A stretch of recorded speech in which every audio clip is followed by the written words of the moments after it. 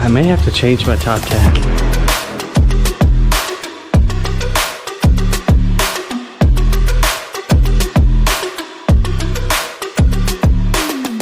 What's up, guys? This is back here, episode 32 of the Activate vlog series.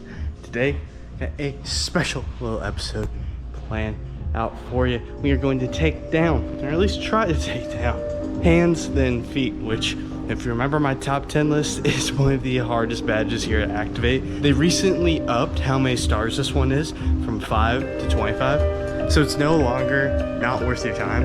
This badge, very, very tough. But at least it has the value associated with it now. But first things first, so if you're not already, go ahead and like and subscribe so that we can stay notified of each and every Activate vlog. If you didn't catch last week's episode 31, the Activate vlog, go ahead and check it out. Went through, played some relay with Faith and Sarah. You'll have to see how that goes. We're gonna get Jonah and Chase in the room with us playing through Mega Grid 6. If you remember what I said, hands and feet is, you have to press all of the buttons and Mega Grid 6 on each level before you touch any of the blue tiles, which is gonna be a challenge in of itself. We're gonna go ahead, hop in the room, try and knock out this badge. Let's see how it goes. Game starts in 3, 2, 1. What's up, guys? It's Luke back here for episode 32 of the Activate vlog series. Took a little week hiatus, took a little vacation for myself, but we are back pumping out these videos for you. A great little challenge planned out today. We got hands and feet, which basically, like we said earlier, press the buttons before touching any of the blue tiles. It makes it a whole new game, this level. This one was already taking me so long to finish, and now again becoming a burden. Got some more of that classic communication going on. It's very important, especially in this one, where if we don't communicate properly and then we end up missing one of the buttons before we move on to the tiles, then that is game over. It does not matter that we probably still would beat the level. We missed one of the buttons, and so that's something that was always a worry for me, that we would get really deep into the challenge, but as you're gonna see, that doesn't happen too often.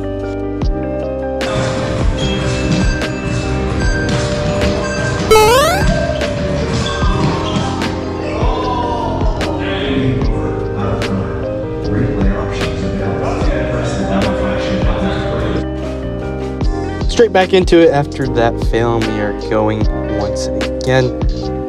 Like I said, this level's already a bit difficult, but when you're able to space it out, kind of section it out, it almost made it. I mean, we had 3 people, so we did have 3 very highly skilled members on our team, if I do say so myself. So that took a little bit of the difficulty away, in my opinion, but also it's still a super hard challenge. And so you start to avoid the blues, kind of like the reds on the floor, until you hit all the buttons.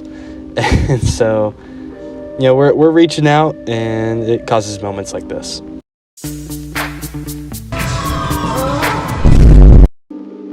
Yeah, I thought that'd be a funny noise that I could point out. But we're also doing some cool stuff. I mean, you're gonna see here. Watch this.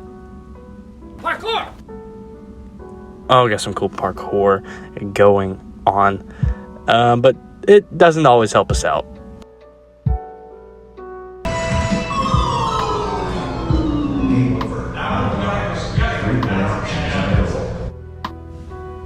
Yeah, but it's that third part that started becoming a little bit of a stopgap for us, just getting past that.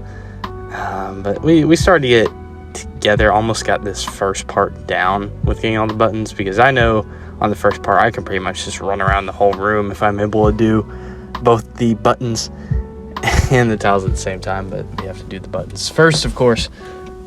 And so we get this strategy down, we get it done. Second part, it's more the same thing. You know, we go through and pretty much just run straight at the buttons, and then we're like, okay, we got those down.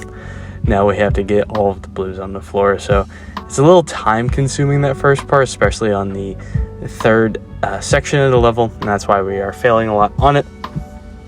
We're eventually able to just honestly be quick enough and see cool jumps there where we're basically, okay, let's get everyone on one side and then someone else go to the other side, get the blue tiles. I mean, by the end of this, we were sweating, we were breathing hard.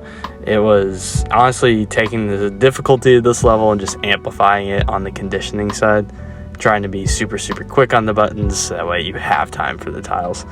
And so we're kind of just knocking this out, and what kills us is just the lack of consistency. Bruh.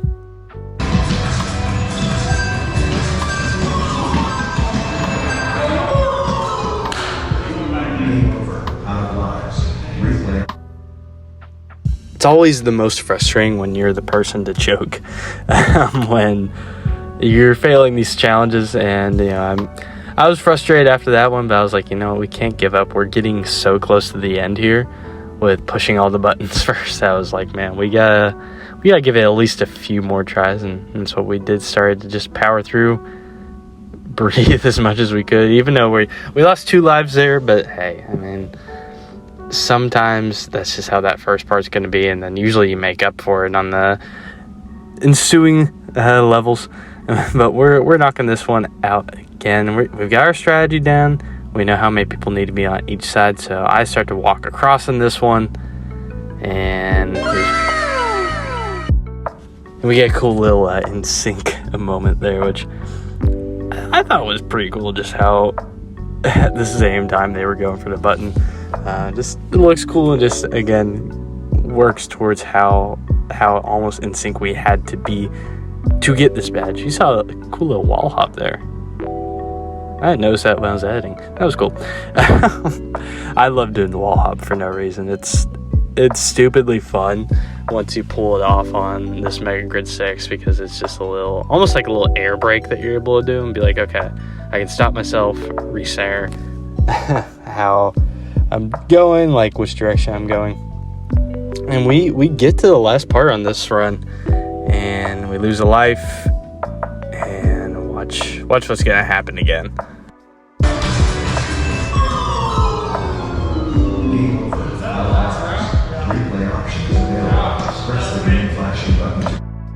Yeah, we were all talking, be like, was that the last round? Was that the last round? And I just knew, I was like, that was so close to being done. If I'm just a little more careful on that last section, we clear that out. And so I was really frustrated after that. But I couldn't give up on this one, guys. I was just so, I don't know, excited. So like, I felt like I had to do this one. Especially, I'm wondering if the developers were watching my video, because after I said, yeah, this one is worth 5 stars, this should definitely be worth more. It's a little more difficult than 5 stars. I don't know, maybe just be a coincidence, but I'm gonna feel like I did something and spoke for the community and made it a 25-star badge. And I was glad it was getting the attention it deserved. That's all I'll say. I don't know how much sway I actually hold.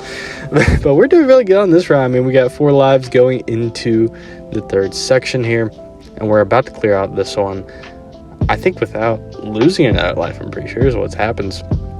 I don't know, we lost another life. We fat-footed it. It happens. But we get to the 4th part, 3 lives remaining. That's a pretty healthy spot to be at, in my opinion. I think you need 2 on the last one and 1 on this one. So we actually, that should make us lose. I didn't do my math correctly. But we get on a really good run here.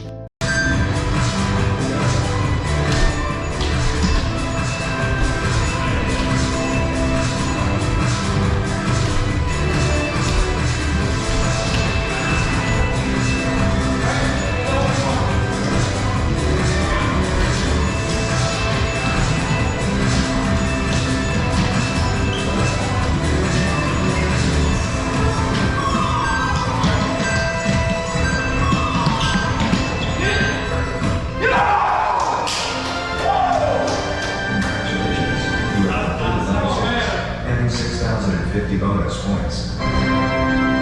Next level option.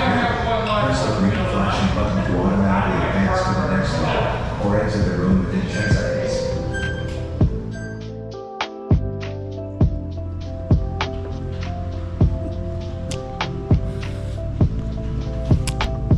I'm kind of speechless. That was not one I expected to get. That I'm actually really surprised we got that one.